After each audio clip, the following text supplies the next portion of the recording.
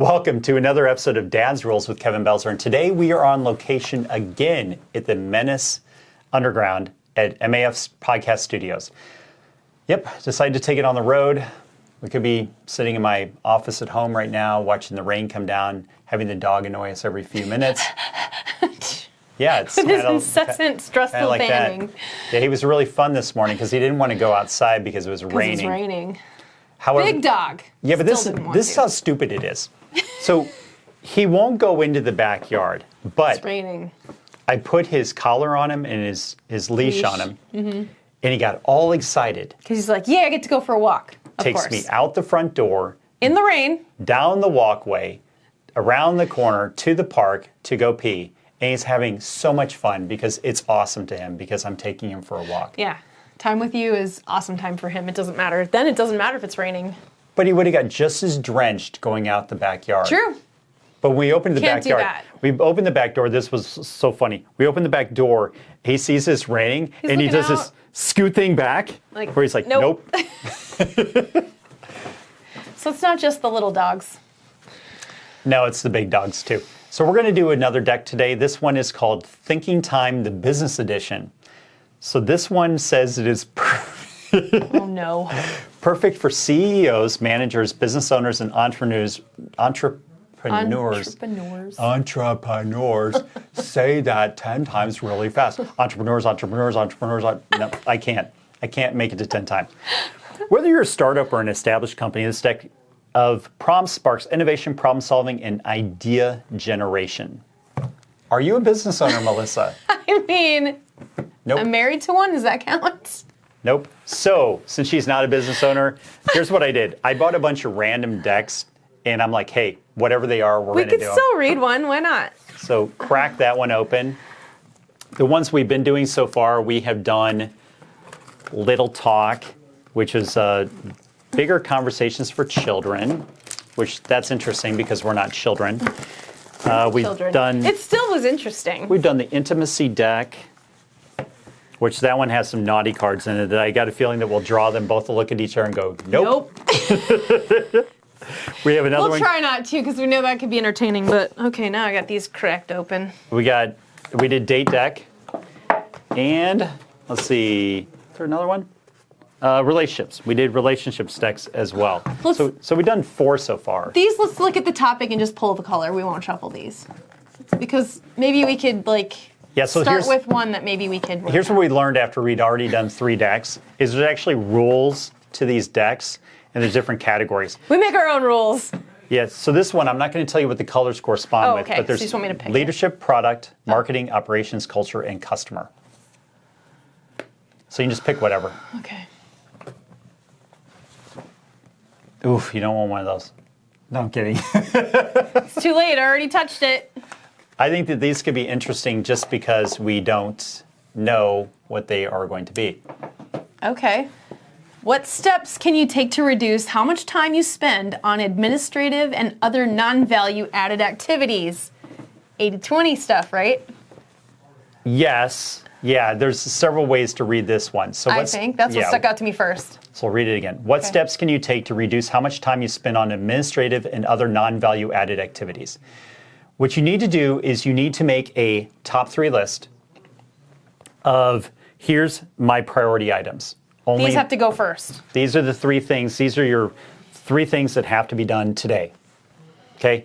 And anything that's not one of those top 3, you need to delegate out to administrative and non-value added. Now, how I read non-value added activities is stuff that it's not going to move your business forward or backwards. Well, actually, it could move your business backwards because you're doing it, but it's not going to be things that necessarily need to be done. I like to take activities and go, can I dump it off to administrative, or am I doing things just to do things? Like I used to babysit lenders, This is where we're talking about titles. the delegation thing. Yeah, lenders, titles, home inspectors, whatever. I used to just get into the weeds of everything, and I don't really worry about it. Like the last podcast we're recording, an agent was texting me and calling me about something stupid that doesn't matter. I'm not even going to get involved in it because it just doesn't matter at all. Maybe we should add a second one too, because this actually goes along with the Ferris wheel roller coaster episode very nicely. I think that this is actually a good one just to keep reminding people Oh, for of. sure. So what steps can you take? Here's one that I did for a 30-day stretch here recently that was part of this challenge I was doing. It was a phase 1 challenge of 75 hard. So in 75 hard, you have to where you're exercising twice a day. You're eating a specific diet, picking a diet plan and sticking to it. Right. No cheat meals or alcohols. Really hard for me not to drink since I haven't drank since 1995. True. Read 10 minutes a day. 10 pages a day, excuse me, not 10 minutes, 10 pages a day. Okay. They also had a cold shower on there for 5 minutes. That was buckets and buckets of fun. And then the last one they added was a power list item. And what they did for this 30-day thing that's different from how they normally do the power list is they made the power list be 8 items that had to be done that day. What I liked about it is that it progressed your business very quickly in 30-day span because you were doing 8 items per day. They were priority. So instead of doing like a normal 3 or 5, you were doing 8. It's creating routine. Well, not creating a routine. It was making sure you were only doing things that progressed you. Okay. So what they were saying is that that's great. We know that you need to normally do 3. However, what we're going to do is we're going to challenge you for the next 30 days and make you do 8. So did I have long days during that time? Yes. Yeah, I had days where I was working at midnight Yeah. because it was 11:59. oh, it's crazy because I had so The one many. I think you finished. No, seriously, I think it was 11:52 or something when you finished the last task of the list. I took it very seriously. Yeah. I think that what you have to do with your tasks that need to be done is you have to take them that these are the most important things. These are the things I will not compromise on. These are the things that are going to be done every day. A lot of stuff that we tend to put on our list when we're not working off a focused sheet like what that was, is we start putting in things that are administrative things like following up with title, following up with a lender, following up on things that aren't true follow-up items. Right. True follow-up items in a sales world would be follow-up calls to past clients, to current clients, appointments, stuff like that would be true activities where you should be speaking and engaging with other people. Right. The moments where you're stepping in and you're going, I'm going to go do the lender's job, or I'm going to go do the title's job. Right. I didn't go to school for any of that. Hands out of it. Yeah, you need to keep your hands out of it. And then there's a lot of things that, yeah, it needs to be done, but it needs to be done by your assistant, by your admin. So that could be these calls to the title company to set up signings. Right. These calls to the inspector to set up the inspection. That's what that stuff can be. So you've got to look at it and go, am I doing priority work, or am I doing administrative work, or am I doing stuff that absolutely never needs to be done whatsoever? Right. Delegate. Delegating is huge because for years I could do just under 100 to 100,000 because I wasn't delegating stuff out, and I always felt busy. Yeah.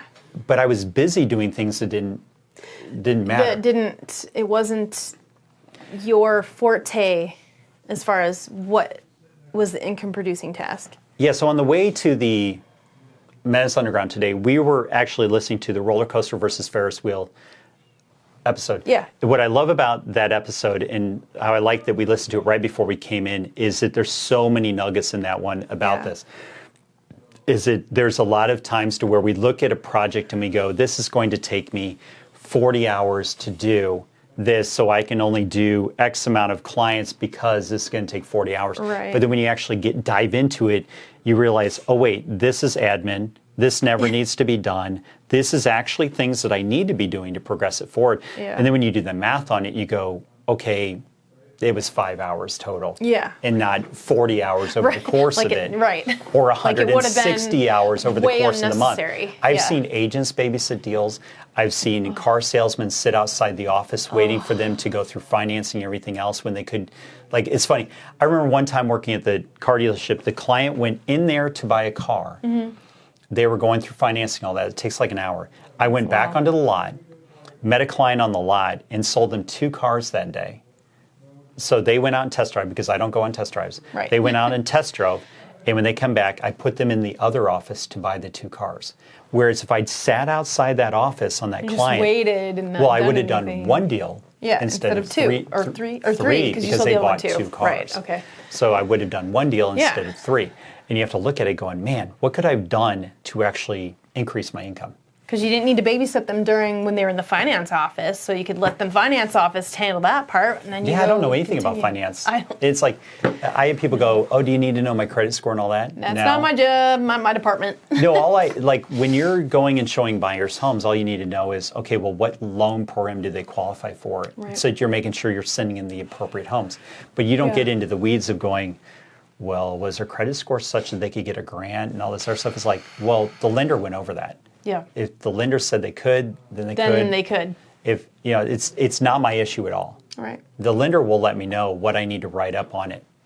So what do I care? Right. I'm not going to see your financials. I don't know how much is in your bank account, nor do I care. Right. It legitimately is none of my business. Right. It doesn't need to be. It just takes up brain space you don't need. To. Well, it's like when we get an inspection report back on a home inspection and agents go, did you read the whole thing? And I'm like, no, why would I read the whole thing? Because the thing is, if you send over a list saying I want repairs, I only need to go to the report for those items. Yeah. That cuts down my time. Or if they said I don't want any repairs, what do I care what it says? Right. All right, so I'm always analyzing, going, where can I spend less time in one spot so I can spend more time in another spot and Can make I more better money? spend my time? Right. Yeah. You look at like right now, like what steps can you take to reduce how much time you spend on administrative and other non-value added activities? I'm going to add another thing to this. What can I do to add to my business? So like if I've already done all this, what's the next step for me? What can I do? At this point in my career, what am I doing? I'm scaling. What does scaling mean? Scaling means that I'm adding more agents.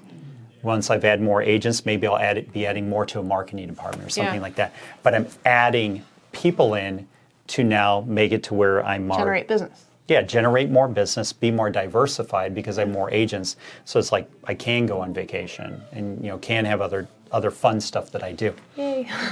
Yeah. So that's something else that I'd be looking at on there. Do you have anything else to add to that?